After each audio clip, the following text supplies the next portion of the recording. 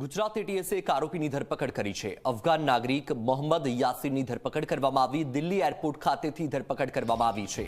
460 ગ્રામ ગેરકાયદે હેરોઇન સાથે આરોપી ઝડપાયો છે।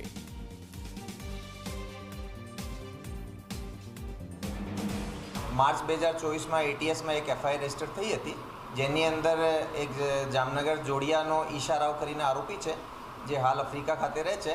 एनी फैमिली एनी वाइफ दीकरी दीकरा जवाई बधा साथे मळीने एना वेरावल खातेथी 8 किलोनो एक माल दरियामांथी ए लाव्या हता अने एनी जे डिलिवरी है ए लोकोए दिल्हीमां तिलकनगरमां एक नाइजीरियन माणसने आपी हती। ए रीतनी माहिती आधारे एक एफआईआर रजिस्टर करवामां आवेल हती।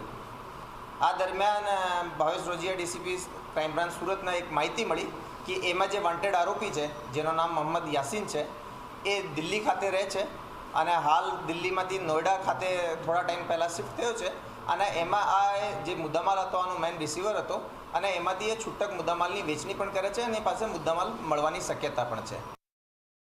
एटीएसनी टीम अने साथे साथे सूरत क्राइम ब्रांचनी टीम पण राखवामां आवेली।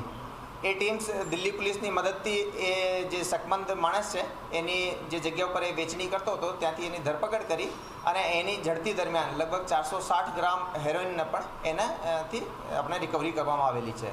ए जे माणस है मोहम्मद यासीन ए मूल जलालाबाद अफगानिस्ताननो रहेवासी है। ए 2017 में इंडियामां आव्यो हतो।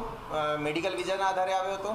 त्यारे शुरुआतमां ए अफगानी जे लोको आवता हता आना माटे ट्रांसलेटरनो काम करतो हतो અને એના લગભગ 2 વર્ષ પહેલાં વિઝા એક્સપાયર થઈ ગયા છે ત્યારથી એ રિફ્યુજી સ્ટેટસ માટે એ એપ્લાય કરેલા છે।